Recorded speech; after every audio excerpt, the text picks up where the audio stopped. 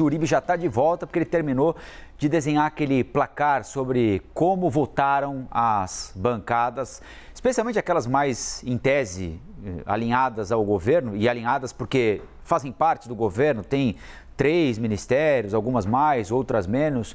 Como é que elas participaram para impor mais uma derrota ao governo Lula lá no Congresso Nacional? Um pouquinho do termômetro da Câmara foi dado agora pelo deputado Carreiras do PSB, partido do vice Alckmin, mas que não parece lá muito satisfeito com o andamento das coisas, não. Se ele não está, imagina os outros, né, Uribe? Imagine os outros partidos. Eu não gosto de fofoca, mas vamos fazer um raio-x e dar alguns bastidores de quem foram aqueles infiéis nessa votação do marco temporal. No total, Colombo, nós tivemos 283 votos favoráveis e temos a arte aí na tela. Desses, 159 foram de oposição e da base governista foram 124, ou seja, 124 deputados federais de partidos com cargos na esplanada dos ministérios votaram contra o governo de Luiz Inácio Lula da Silva, votaram sim pelo marco temporal das terras indígenas. E aí vamos para os partidos na lupa. PT, PSOL e Rede votaram todos pelo não, para não ter o marco temporal, como a sugestão feita pelo Palácio do Planalto. O PDT de Ciro Gomes teve 93% de fidelidade, mas porque nós tivemos 2 ausentes. Não houve ninguém do PDT que votou sim. Agora, o PSB de Geraldo Alckmin não. A fidelidade foi alta, 80%, mas você teve 3 deputados federais que votaram pelo sim. 2 deles, Marcelo Lima, do PSB de São Paulo, e Luciano Dutti, do PSB do Paraná.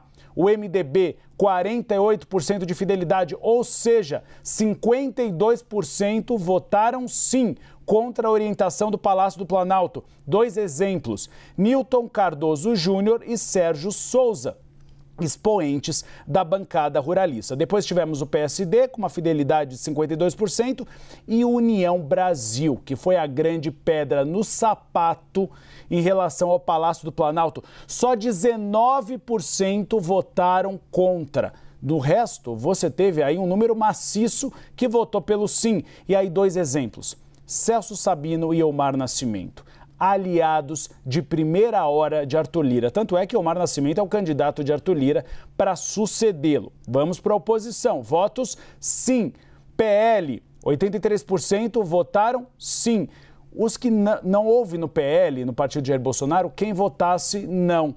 O resto desse número foram aqueles que ficaram ausentes. Republicanos, 78% e o PP de Ciro Nogueira, 75% votaram sim. Só teve um parlamentar que votou não, Marcelo Queiroz, do PP do Rio de Janeiro. O restante se ausentou na votação. Então a gente pode ver que alguns aliados de primeira hora de Arthur Lira, que fazem parte de partidos da esplanada dos ministérios, também deram recado.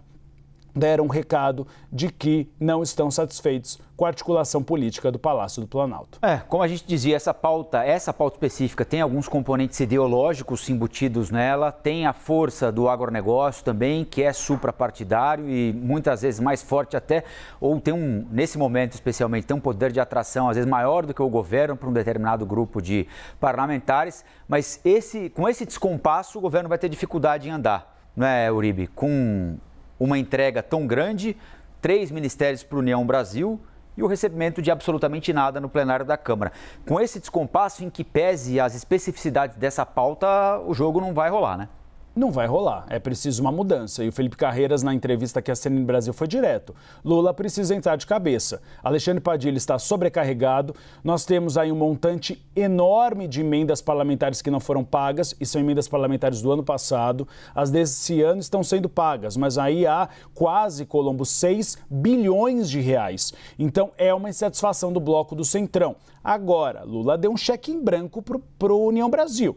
3 ministérios sem o compromisso do partido de votar com o governo federal. A gente teve nesse caso, e aí são os números aqui, 19% de fidelidade, ou seja, um percentual muito baixo. Agora é o momento da cobrança. E o Felipe Carreiras é muito importante porque, além de ser do PSB, ele é o líder do blocão de Arthur Lira, do maior bloco da Câmara dos Deputados. E ele defende, então, que Luiz Inácio Lula da Silva se reúna com as lideranças dos partidos de centro e de oposição porque ele precisa entrar de cabeça para salvar a articulação política.